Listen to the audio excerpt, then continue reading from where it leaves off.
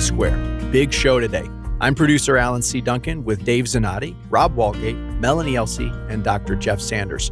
Talking the election, annoying campaign commercials, ballot issues and billionaire donors, plus Google and YouTube censoring us.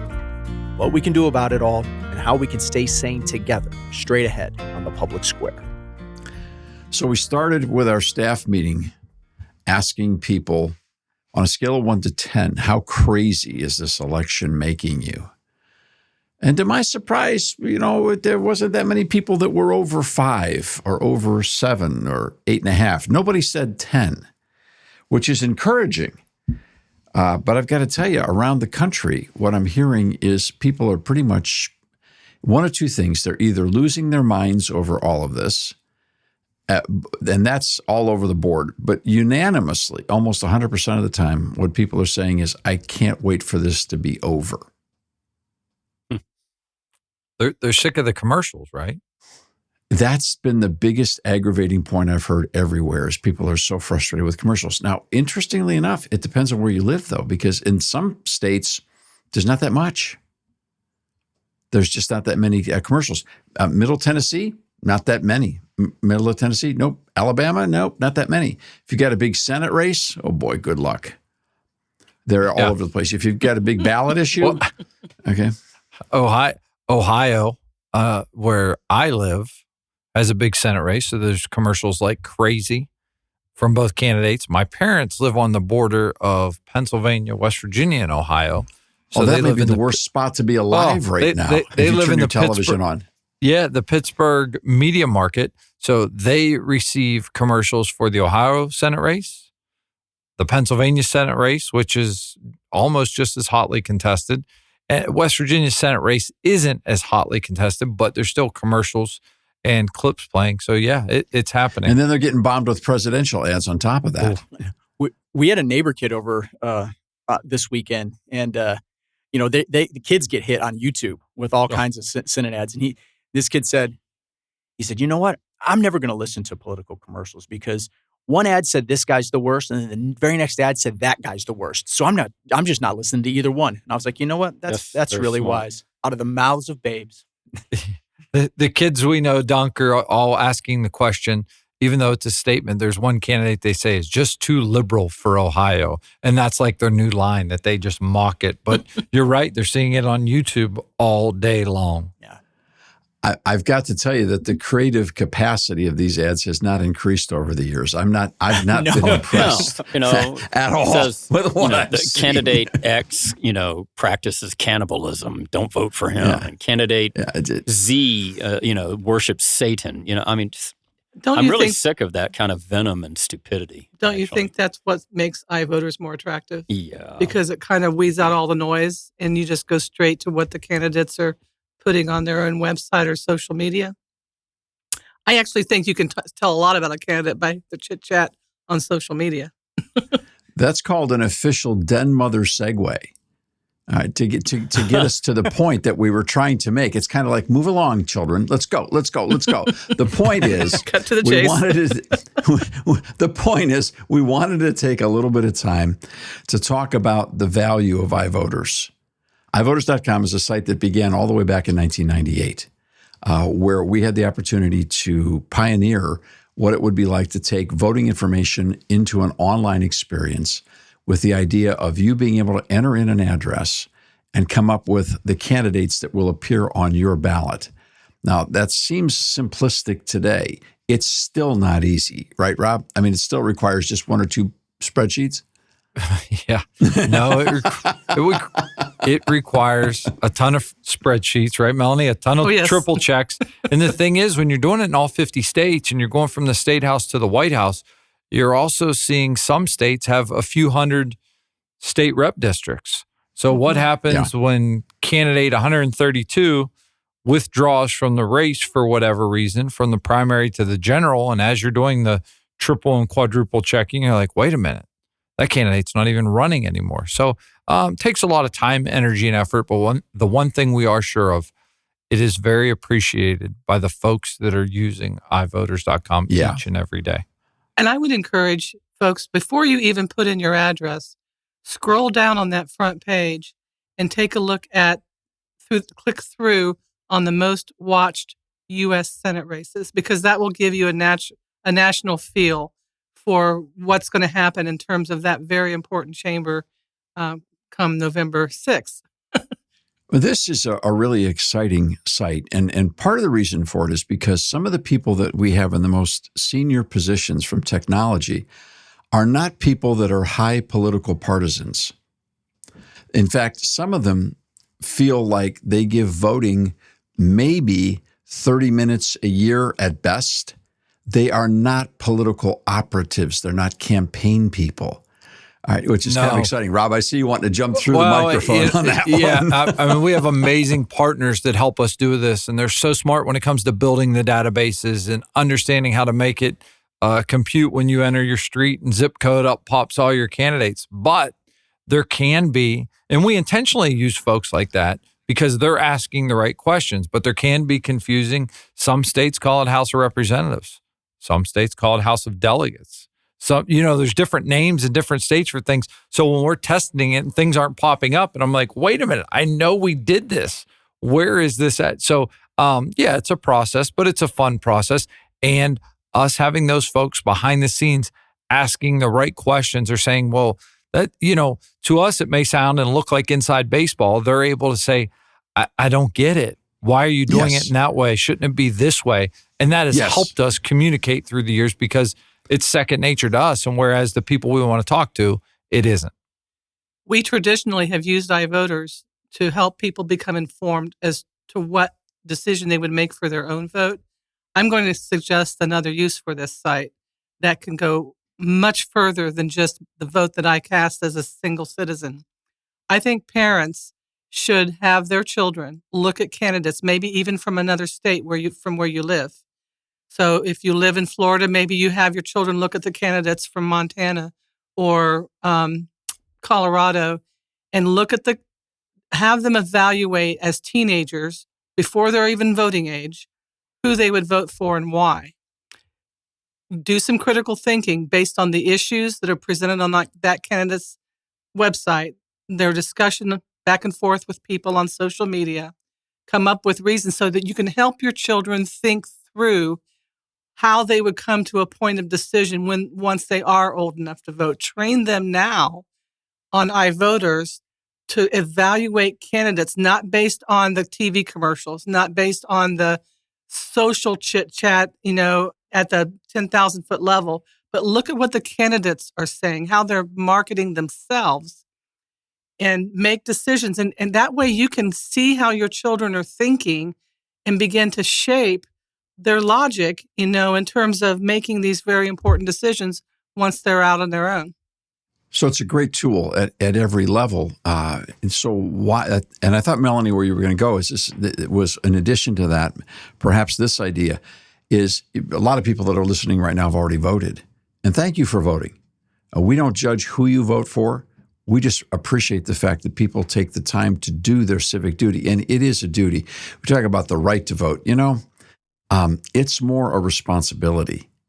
And it's a privilege and a responsibility because, let's face it, our government begins at the federal level with the words, we the people. And most of our state constitutions either have those words or that very same idea.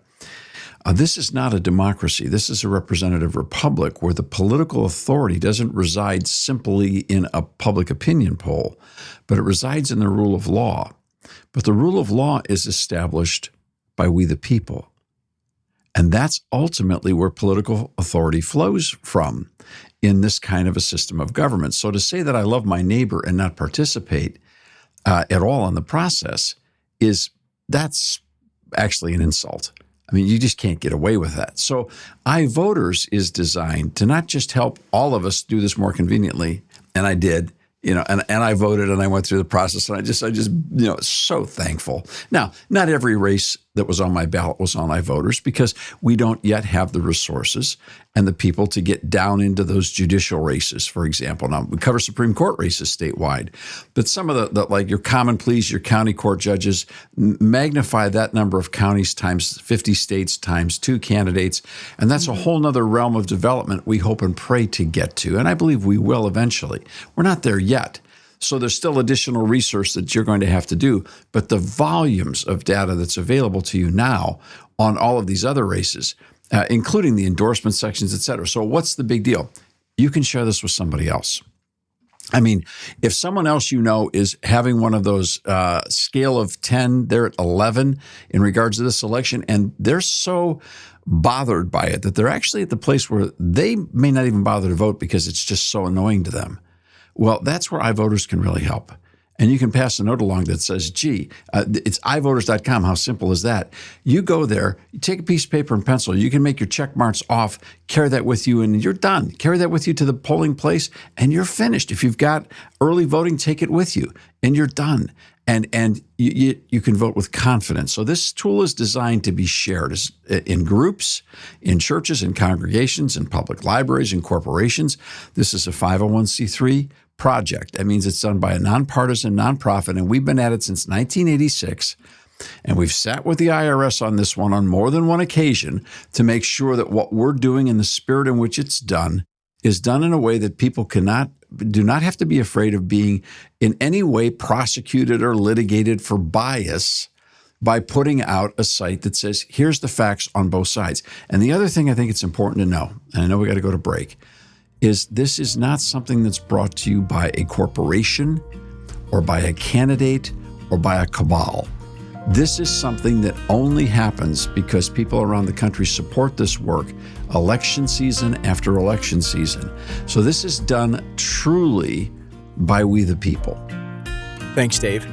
Now, when we come back, we'll talk about the book we produced that apparently Google and YouTube don't want you or anyone else to read. Stay tuned.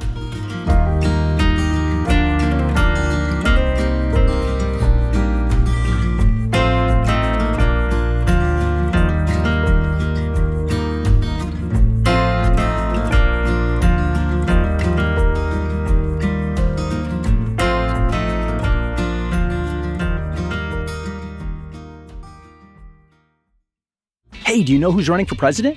Of course you do. But how about those down ballot races? Not as easy, is it? Visit ivoters.com for nonpartisan ballot information on candidates from the State House to the White House. It's not all about the president. Visit ivoters.com today. Spreading the light of liberty across the land. Now back to the public square.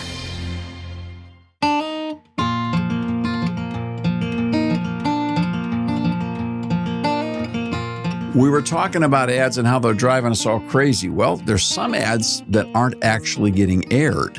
Now, Rob, you've got iVoters ads up all over the country.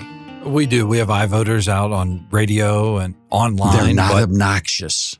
No. They're simple, they're basic, they're appealing. And you know what? They're so simple, in fact, when I was looking at them, I'm like, people just knowing Americans, and sometimes we can be skeptical because everyone's trying to fish us and scam us and everything. I'm like, I wonder if they really believe it's that simple. I mean, one of the radio interviews I did this morning, they were like, so you take our address and your zip code. What do you do with that data and info? And I was like, absolutely nothing. Lose it. Yeah. They're like, well, wouldn't that be worth a lot of money? I'm like, yes, it would, but we do nothing with it. We only need to know your exact street address so we can know the district you live in, your state rep district, your state senate district. We don't ask for your email address. We don't ask for your name. It's completely, if you wanted to, you could put in a post office address. Yeah. To get a district. Yeah. So, and that's different from many sites that are out there that in their terms of agreement or privacy or whatever they have, there's little lines in there about the data can and will be sent to other organizations. No, the data is not gathered, so it can't be sent. And that's by design. Correct. So we should probably advertise it more. But speaking of advertising, we do have advertising. We also are advertising for something that is very important. Now, it just so happens that this book came out in time for the election, and we wanted it to come out in time for the election. We would have liked it to come out even sooner, but it's been a year's long worth of research on the book Abortion in America. And we've been watching this political trend. We've been on the abortion issue since 1980 when we were founded as an organization. And so we've been, gosh, all of us have had debates. Everybody that you're listening to right now has been highly engaged at some point or most of the points of their lives in conversations with people, politicians, judges, attorneys. We've been involved in litigation, legislation, on and on and on the question, and education, I should say as well, on the question of the quote, right to abortion. Does it exist? Where does it come from? Is it overplayed? Is it underplayed? What does it mean? What are the consequences? What did the court do in 1973? What did they do in decisions following? We could spend all day, literally maybe 3 days, talking about all the different places and spots that we've been. So here we are coming up to an election where post-Dobbs, abortion is being used as a wedge issue by the progressive movement. It's obvious to everybody. And they desperately want to rile people up with a profound sense of dissatisfaction, trying to convince people that something was taken away from them by the courts. Now, that alone is a subject worthy of mighty conversation. Because how can a right be taken away that was never rightly established? And that's part of the whole mystique of Roe. After 50 years, it became something that it never was in people's minds and imaginations. And so when it was, quote, taken away in the Dobbs decision, there was a natural political reaction. And people are trying to extend that reaction and exploit that reaction today, which we think is a very good way to avoid ever resolving the question, because ultimately we have to reach a point of consensus on this as the states decide what they want to do. The people in the states decide. Well, to do that, we figured it would take some facts.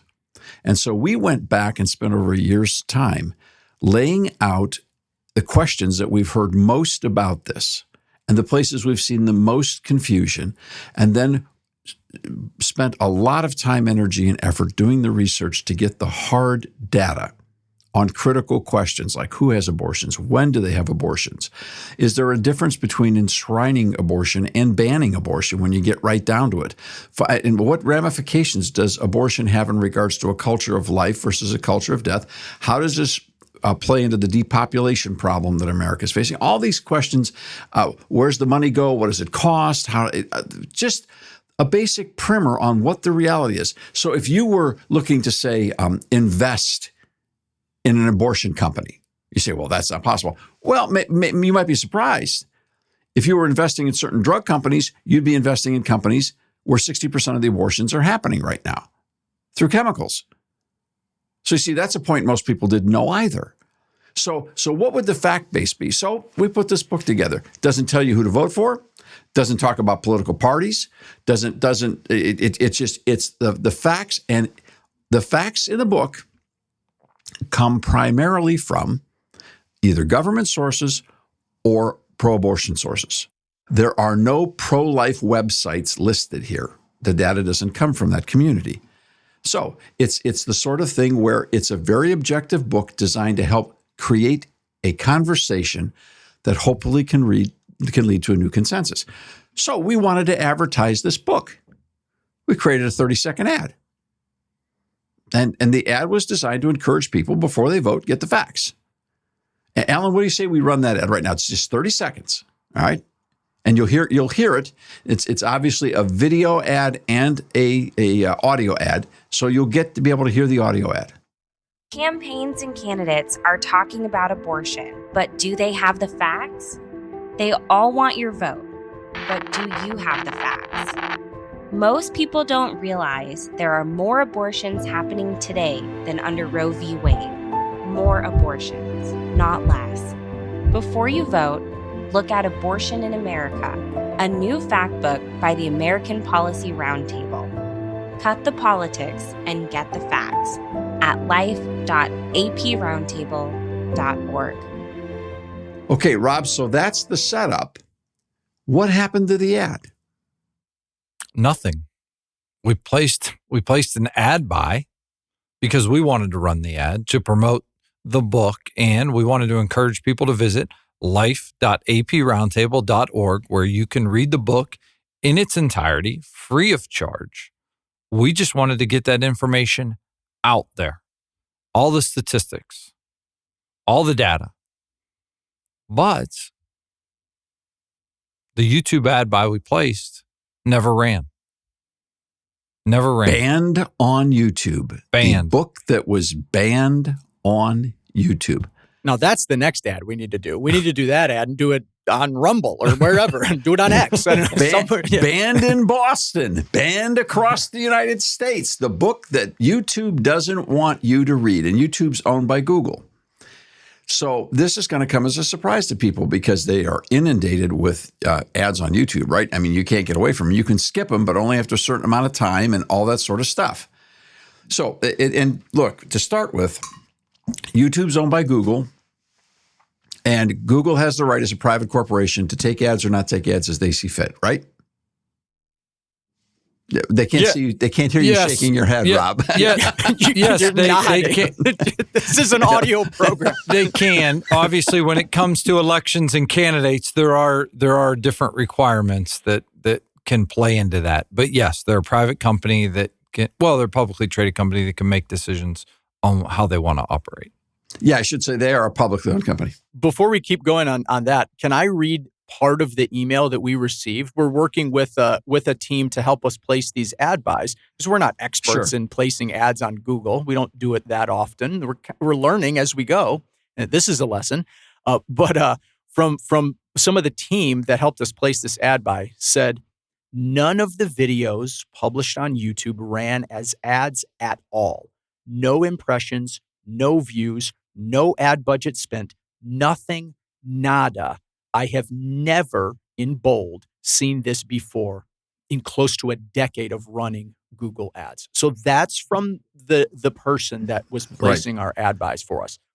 Never seen it. Now, that person, Alan, in just a year ago, that person placed.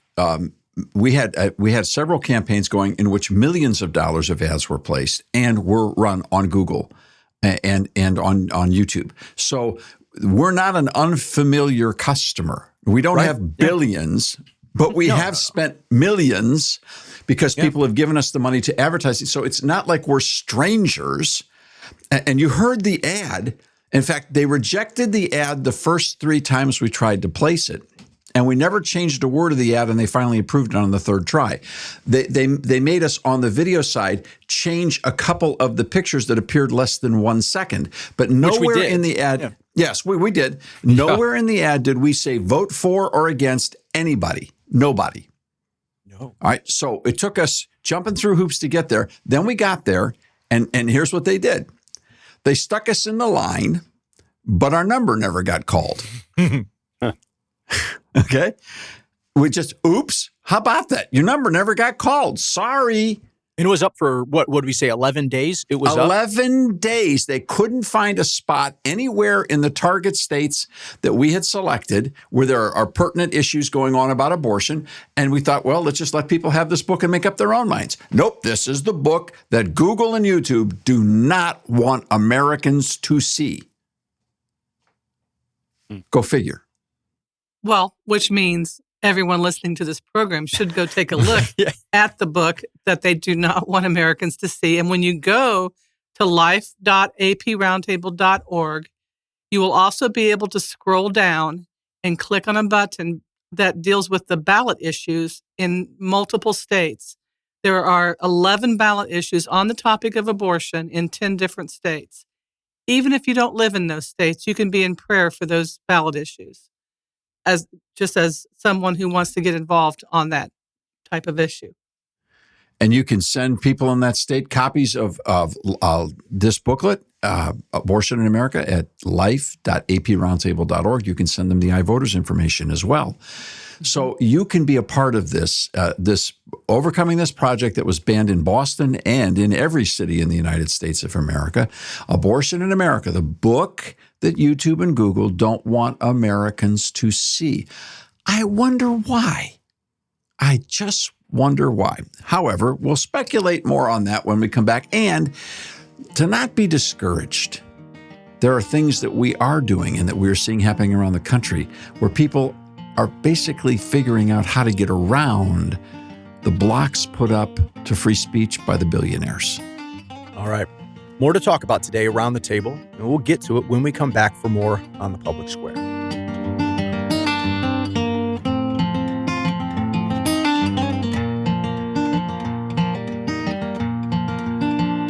We will be right back for more on the Public Square.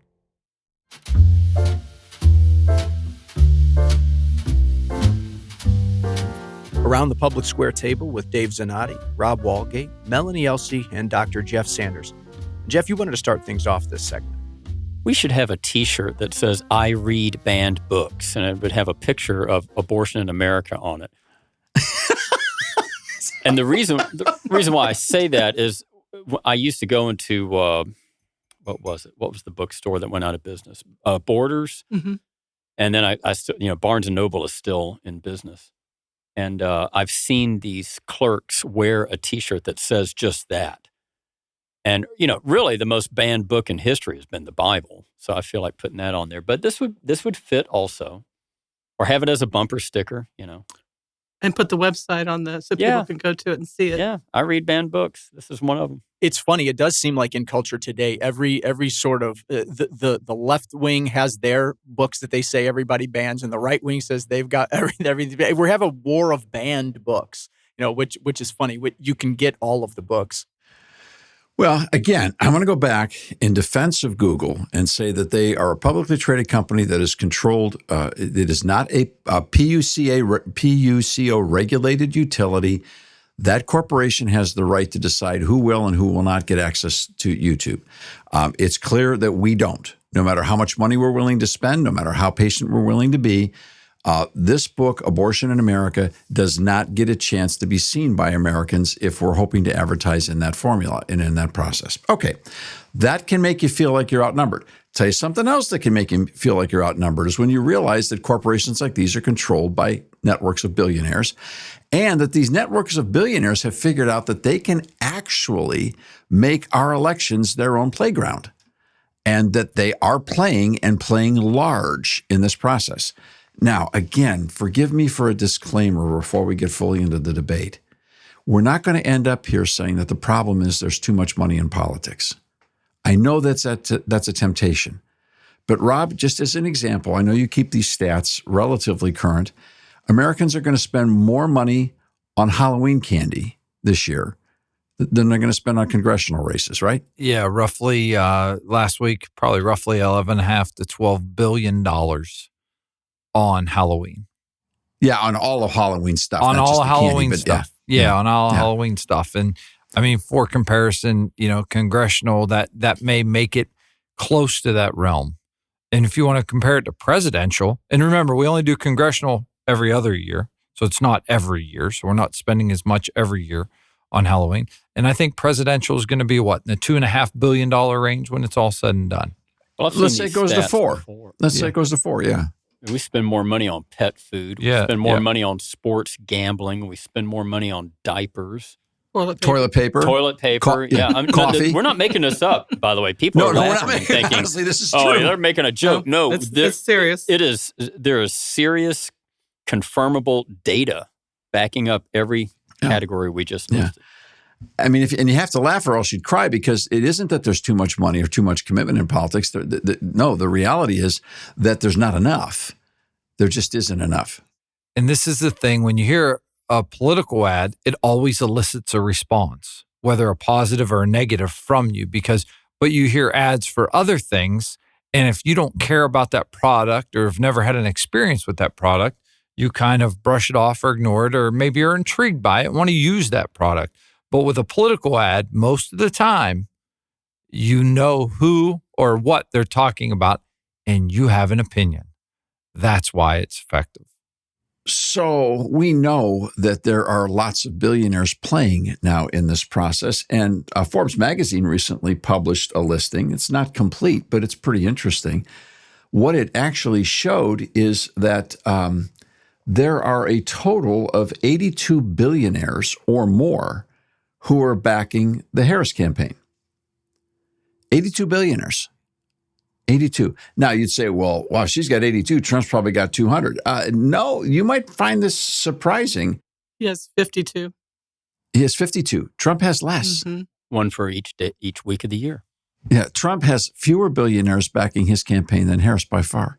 So when you see ads that talk about who's for billionaires and who's for the little guy, I'm just saying there's the numbers right there. There's the numbers right there. Do we need to say more? No, not for this blessed audience. You all can.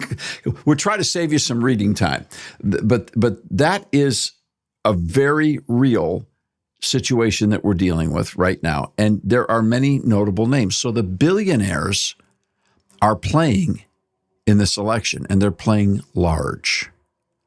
They're playing quite large. Now, what do they get for those billions? It's hard to know. It's hard to know because there's so many of them. In a way, they dilute their influence. It's not like it's just one. But a lot of them do business with the government, and so they're trying to protect their interests. Now, as a business person, I'm not going to blame them for that, right? I mean, that's kind of what you do. You try to protect your business. It's a free enterprise system, and if politicians are going to play, you want to make sure that they know that you're there and that you care and that you're willing to put your money where your mouth is. That's a part of the process. It's not that they're giving too much. It's that the rest of us are giving too little. Mm-hmm. You say, well, I'm not going to give my money to this. This system's dirty and it's no good. Well, okay, if you don't, they will, right? Yes, they will. And it also highlights the fact of why you will never remove money from politics, in the sense that in some ways it can help level the playing field. Why you talked about over 80 billionaires supporting Kamala Harris and over 50 supporting Donald Trump. Well, there's some of those billionaires that have louder voices than others, and they're able to garner stuff, media attention, or by putting things out on social media. I mean, one I'm thinking of off the top of my head, obviously, is Elon Musk. I mean, he wouldn't have to give $1, even though he has given millions. He wouldn't have to give $1, and what he says is amplified because people are paying attention to it. And the Vice President Harris has people like that on her team as well, that when they talk, for whatever reason, people are listening or watching. Usually when someone has a big voice, it usually comes with a decent amount of money too. They might not be billionaires, but they're usually not broke either. So a voice and money tend to go together. I agree with that, but that's the reason why you can't take money out of it. You can't take money out of it because those people have money and they have the voice. That's the reason you can't take money out of it, because some people have only the money. They don't have the voice. They can support people with the money. But I wanted to give our listeners some encouragement, because you might think the odds are stacked against me. Why would I even bother to vote? No matter how much money someone gives, that person only has one vote. Your vote counts as much as someone who's pouring millions upon millions into the system. Everyone gets one vote. That's amen. And they can't make you change your mind. Correct. Your mind is still your mind. Correct. So Google can mess with search results, can ban us. People can pour billions into advertising, but you've got to make up your own mind before God. The best strategy we can have is to actually vote, because that counteracts, in the collective, that counteracts all of the money pouring into the system. Now, Melanie, I can hear people not believing you. I can hear them not believing you because it just sounds too easy. Let me help adding another point. Most of the billions that are spent, we've discovered from analyzing these campaigns, are spent for this purpose: to get one voter to talk to another voter to encourage them to vote for the candidate that they want them to vote for. In other words, these ads are only remotely successful. What they're trying to do through all the other media that they're using is to get people talking about these campaigns and getting people to persuade one another, because they found that when one person talks to another, That's the single biggest transformational agent in regards to a political participation and to voter turnout. So ultimately, they're still trying to get down the pipeline to where we spend all of our time, which is here with people, encouraging them to do the right thing. So in a way, not only do we all just have one vote, but we all end up in the same spot. They just spent a lot of money to get there, and this is where we live. So if you change your residence, you've got a lot more influence if we are willing to participate in the process. And Dave, just to piggyback on the point that you just made, if I do more than my one vote, what I can do is talk to 10 other people. Then my vote, if they agree with me, becomes 11. So that transaction, I can maximize my own vote just by simply having conversations and sharing information with others. Now, some of these billionaires would like to change that idea and change your one vote and the significance of it. When we come back, we got to talk about that because we're going to find them playing in that arena right now.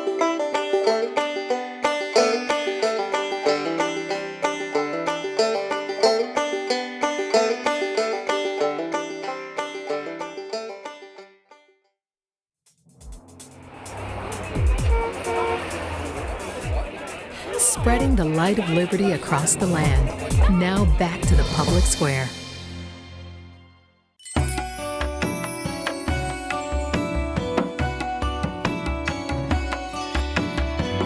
You're listening to The Public Square with Alan C. Duncan, Rob Walgate, Jeff Sanders, Melanie Elsey, and here's Dave Zanotti. So let's talk about what happens when billionaires play in ballot issues. Now, that, of course, has been happening on special interest realms all the time. The casino industry is the world-class example of that. You get a bunch of billionaires together who want to expand casinos and they try to buy an election.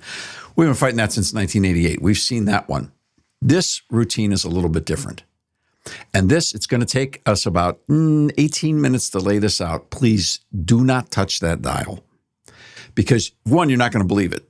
And two, it's out there. The articles are out there. They're easy to find. This is not something we dug out from underneath our tinfoil hats. This is as real as the day is long. Let's take a look at one example. Now, we know we've got ballot issues in all kinds of states, and we've got abortion being one of those ballot issues in 10 states. But there are other ballot issues as well. Let's go back to the Midwest. Let's go back to the state of Ohio, where a handful of billionaires are trying to change the way Ohioans vote again. Rob, Melanie, what is issue 1 in Ohio? Issue 1 is the third attempt since 2015 to change how we draw district lines to shape the state house districts and the congressional districts. 2 times Ohioans have voted to make that process bipartisan and transparent.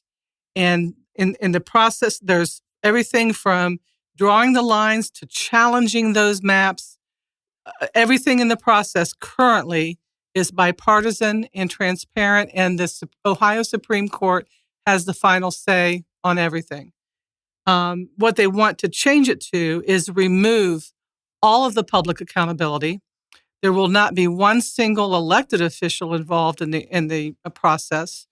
And they want to create a convoluted mess, because what happens is they will take 4 retired judges that will be picked by a non-elected group, and those 4 retired judges will receive the applications and choose people to serve on this redistricting body called a commission. They'll choose 90 people. Then they'll whittle it down to 45. Then in the 45, they will randomly select 6 citizens, and then those 6 citizens will handpick 9 other people, and that will be a citizen panel. What's the criterion for any of this? How do you whittle down from 90 to 45 based upon how much money they pay you under the table, or there's what? There's very little criteria in the language itself. It's going to be a free-for-all. I can't see. Simple. Currently, you're not allowed to divide up a county. Some counties you can split once, but not twice. Some cities you can split once, but not twice in the current framework.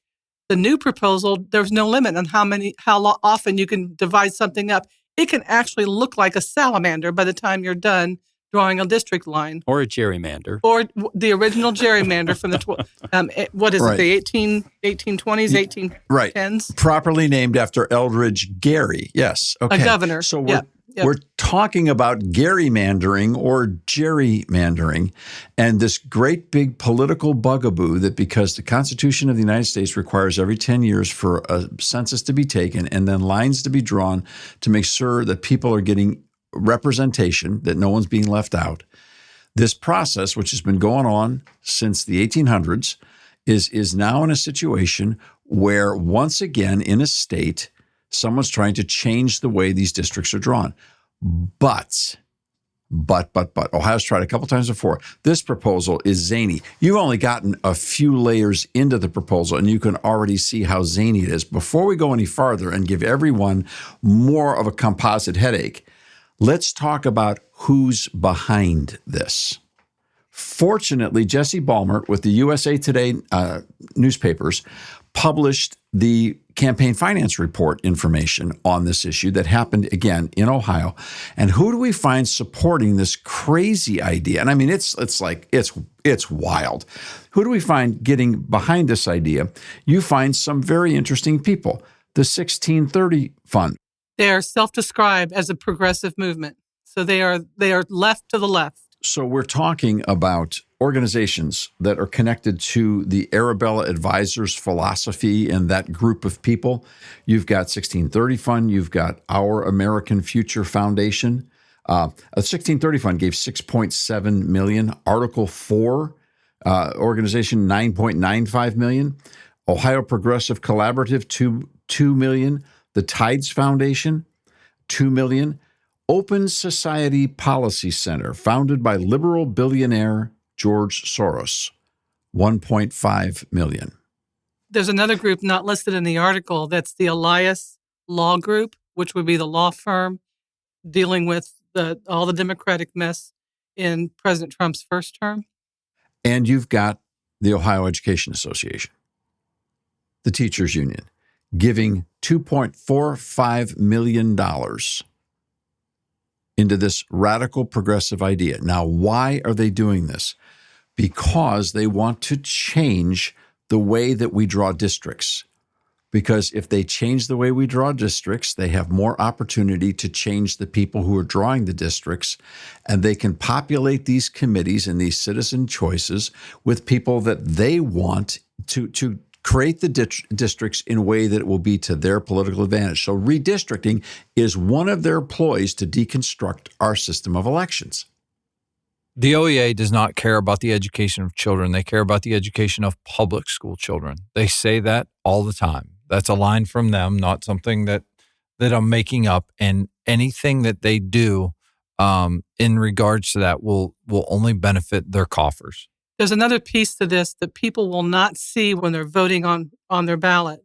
They won't see the full text. There's paragraphs in the full text that require the district lines be drawn around what they call communities of interest, which means that it's around social, cultural identities and concerns. That's the left viewpoint. Yes. And so they're trying to get to a way to draw the districts to their advantage. When you get your ballot, if you try to vote absentee in Ohio, that ballot, this issue stretches over 2 pages. You get to the end, and if you don't turn over and get to the next page, you don't get to the end of the ballot issue. I don't know how long it would take you to read that whole thing if it was the first time you were seeing it on your ballot. But what's on the ballot is just the summary language. The full text is 15 pages. They're not going to put the full text in the ballot booth. That we're going to change the Constitution in this substantive manner, and you're not even going to get a chance to look at it before you vote on it. But this is what the progressive movement is about. Now, it's not just this issue. The gerrymandering issue is one example. The billionaires are playing to restructure the way that we do elections. And here is a perfect example. Oh, by the way, they've raised about $40 million, is it, so far? Right. And the people who are opposed to issue one, let's be fair, you've got American Jobs and Growth Fund. That's a Washington organization that's opposed to legalizing marijuana in Ohio. Ohioans for a Healthy Economy. That's an independent expenditure group with the Chamber of Commerce. American Action Network, a conservative group that backs Republicans running for Congress.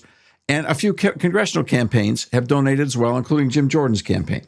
Okay, so you've got people that are, but what are they outnumbered by? 40 million to 4. 40 million to 4. Not great odds. And that's where we're going to have to leave it for now. But don't despair. We'll be back for one more segment on most of these stations with more info and some hope, what we can do about all this together. If your station does have to cut away, visit us at thepublicsquare.com for the final few minutes. And for everyone else, we'll be right back.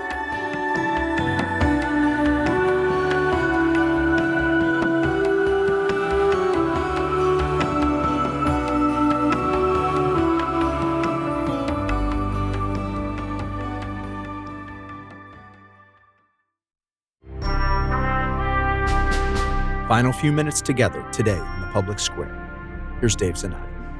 This Ohio ballot issue is but one example of how the billionaire progressives are trying to deconstruct the way we do elections in the United States.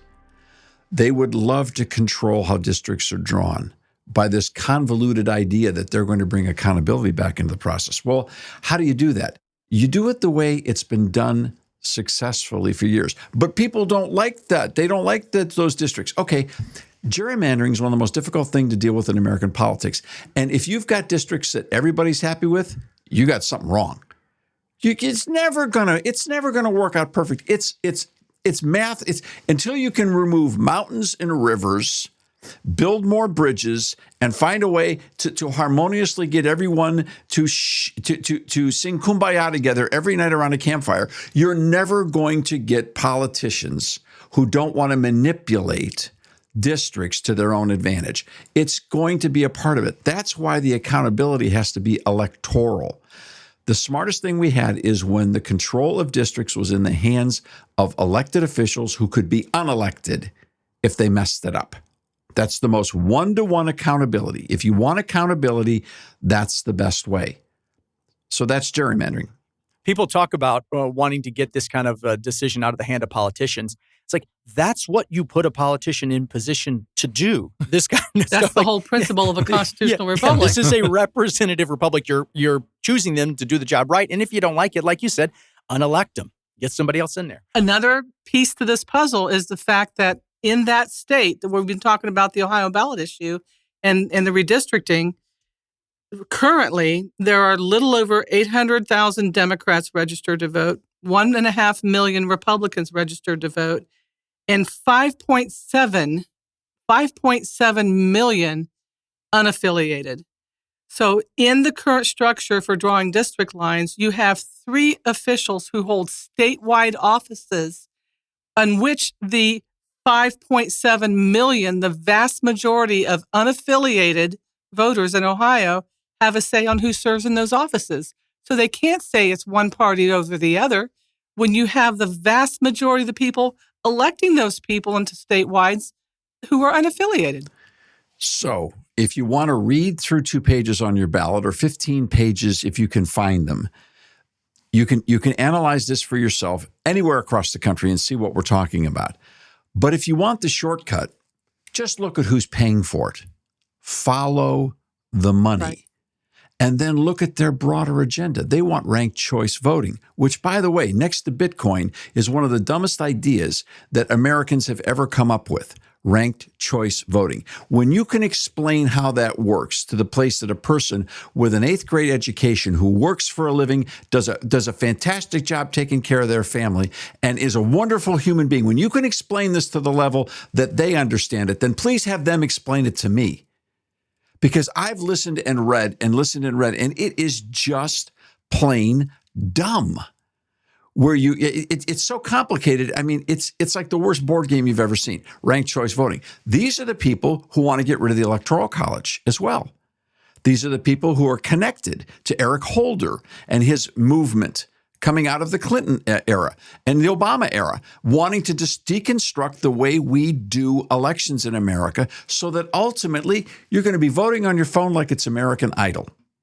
And speaking of Eric Holder, he has been making appearances in Ohio in regards to issue 1 no kidding. And Ohio State Supreme Court races. Yes, he No made an appearance. kidding. He's come out from behind the curtain. He was in Ohio. He was in Ohio roughly a week ago, and he was talking Ohio State Supreme Court races, and I believe he talked about issue 1 as well, because we know those people we talked about that are funding issue 1 helped fund him and his administration and did the work he's been doing over the past number of years. Those were some of his ideas that were on the ballot that Ohioans voted on a few years ago in regards to the gerrymandering question then. Right.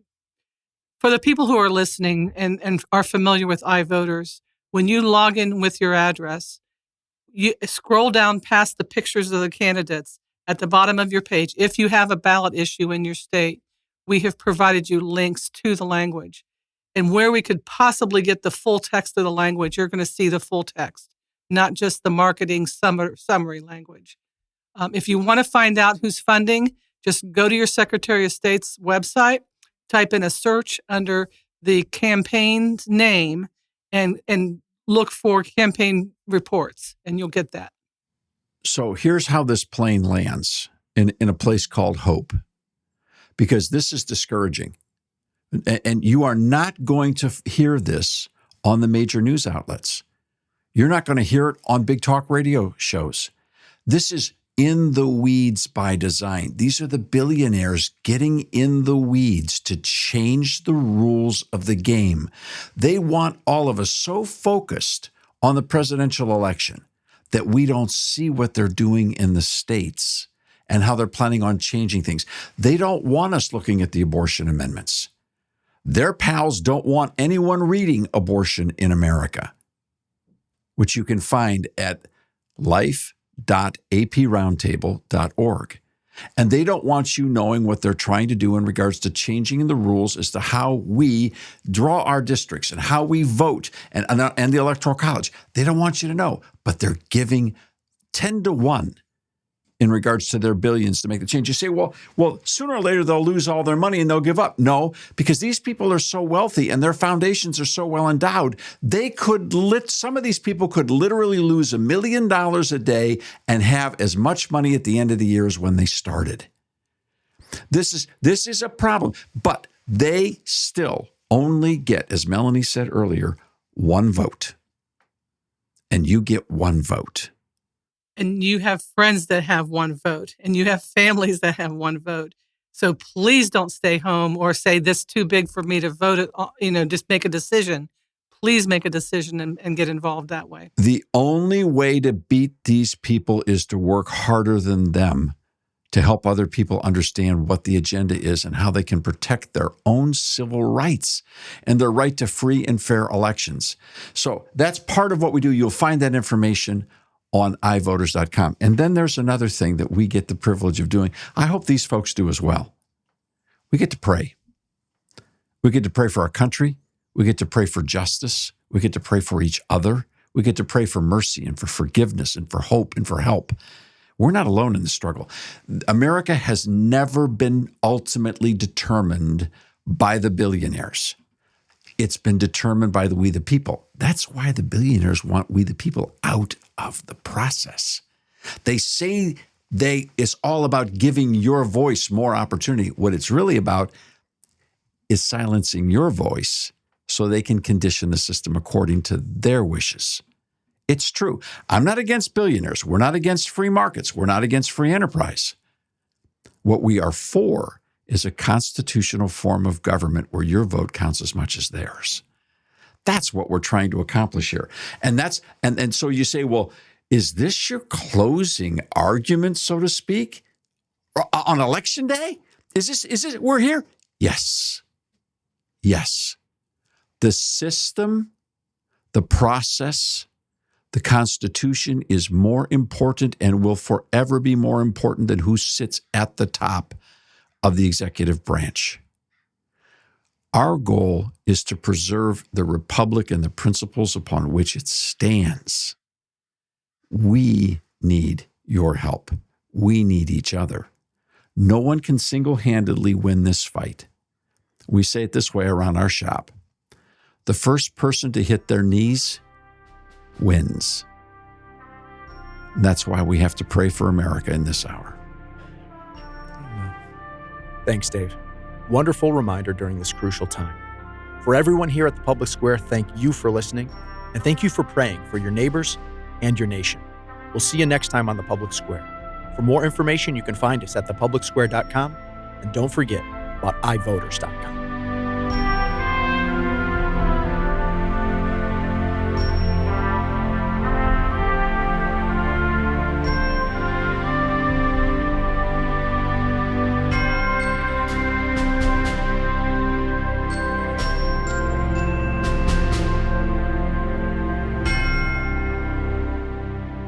The Public Square is a broadcast service of the American Policy Roundtable.